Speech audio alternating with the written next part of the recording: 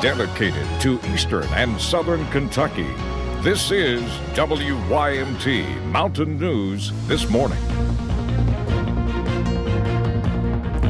Good morning, I'm Connor James. The time is just about 6:04. Let's check in with Brandon Robinson for a look at your forecast this morning. A bit of a chilly one too, Brandon. Absolutely, and we're going to see some nice conditions for the next couple of days, just a little bit on the cooler side today and tomorrow, but those temperatures will start to climb. Guess what? Just in time for spring on Wednesday. Let's take a look this morning across the network here, UVA-wise camera. All quiet for a little while, then a few clouds started to drift in, but still not any major issues going on. You see on the satellite radar loop the last 6 hours. A few clouds, as we mentioned, some moisture off to our north and to our east. Temperatures in the 30s area wide, but 32 in Moorhead to 38 in Middlesboro. That's kind of the range this morning, but temperatures continue to fall. A little extra on the coffee meter as you head out the door this morning. You'll need that for sure because it's Monday and it's a little bit on the colder side. Almanac today, average high 58, our forecast high of 49. Record high, boy, I'd feel nice, of 81. Happened this day back in 1982. I'll have the rest of that forecast on the way here in just a few minutes. Connor? All right, thanks, Brandon. Officials in Southwest Virginia are still trying to figure out what led to a deadly fire this weekend. It happened Friday night in the Paw Paw area of Buchanan County in the community of Hurley. When crews got to the scene, the house was already fully engulfed. Once the fire was out and firefighters found a body inside. No word yet on the person's identity. Virginia State Police are investigating the case. And police in Logan, West Virginia say the suspect accused of stealing one of the department's cruisers has been arrested. They say Mark Klein of Delaborton stole the car after being placed in the back of the cruiser and climbing his way into the driver's seat. State police took the man into custody. They say the cruiser was not damaged but ran out of gas before Klein abandoned it. And a Metro Nashville police sergeant was injured after he was dragged down Broadway by an off-road vehicle. Around 100 dirt bikes, motorcycles, ATVs, and four-wheelers illegally took over Broadway Saturday afternoon. One of the vehicles struck Sergeant John Bork and he was dragged into the gate. Sergeant Bork received minor injuries and was treated at Vanderbilt University Medical Center. He was released and is recovering at home. The driver who hit him and drove off, well, police are still looking for him. And parts of the Midwest are underwater as a dangerous weather system continues to wreak havoc on multiple states. 2 people died after the bomb cyclone unleashed historic floods in Nebraska. Forecasters warn that parts of Iowa and Nebraska remain at high risk. Meg Oliver has more.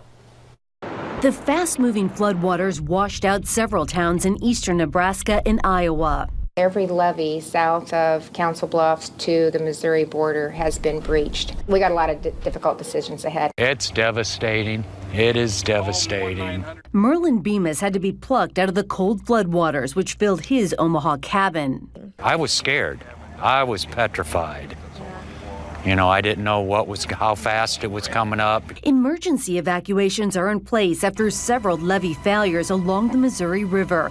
It's expected to crest Sunday at more than 40 feet south of Omaha. That would mark 15 feet over flood stage. First responders rescued people off the roof of pickup trucks all weekend. At least 2 people have died. In Columbus, Nebraska, 50-year-old James Wilkie was swept away as he tried to help someone stranded when a bridge collapsed.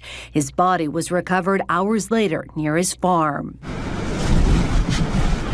It's the aftermath of last week's bomb cyclone. That weather phenomenon produced blizzard conditions in portions of western Nebraska and severe flooding. I was blown away. The utter devastation.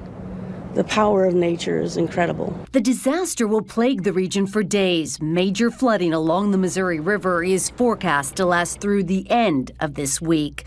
Meg Oliver, CBS News, New York. Forecaster Brandon Robinson sat down with 2 meteorologists from the National Weather Service for an issues and answers. WYMT reporter Lauren McCourt breaks down what you can expect from that episode.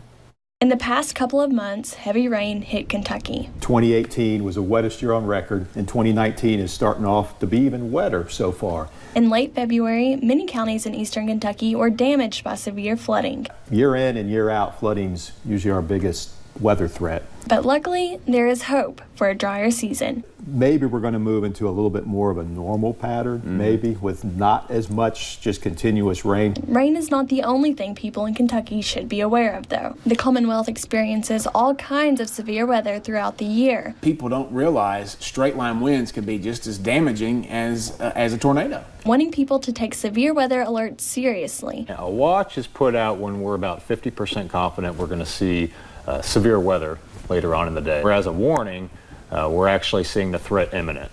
So it's going to happen in a matter of minutes. Because those warnings could save your life. Lauren McCourt, WYMT Mountain News.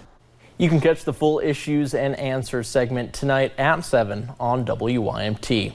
And after losing its SEC tournament semifinals to the Tennessee Volunteers, the Cats have secured their spot in the Big Dance. Sports Director Marcus Browning has all the details of our Big Blue coverage. The road to the Final Four begins this Thursday for the Kentucky Wildcats as we learn where they will play their first-round matchup last night. Kentucky is headed to Jacksonville after a shorter-than-expected weekend in the SEC tournament. John Calipari says that everyone is now one and done, win or go home. Coach Cal thinks the way Kentucky is prepared this season will help his team make a run these next couple of weeks. Look, we've used the year to prepare these guys for this tournament, and the stuff that we just went through, you know, where you have your chances and a couple things happen out of your control, a couple things happen in your control, and all of a sudden you drop a game. What a great lesson going in. So it's another battle of the Wildcats in the NCAA tournament for Kentucky. UK taking on Abilene Christian down in Jacksonville, Florida. This game is slated for this Thursday here on WYMT. Tip-off set for 7:10 p.m. that night. For more reaction from John Calipari and info on the Wildcats game, go over to our sports page on WYMT.com. We will be sending a crew to Jacksonville later this week. Our coverage will begin Wednesday at 4 o'clock. And we know UK fans are dedicated, but no one compares to Lucas Witt. The Montgomery County 10-year-old now holds the title of #1 fan in the land. We told you last weekend about the national competition he was part of. Lucas Witt says he's found the challenge while scrolling through Instagram. A super fan championship set up like a bracket for the NCAA tournament. Witt competed against fans from across the nation to bring home a win for Big Blue.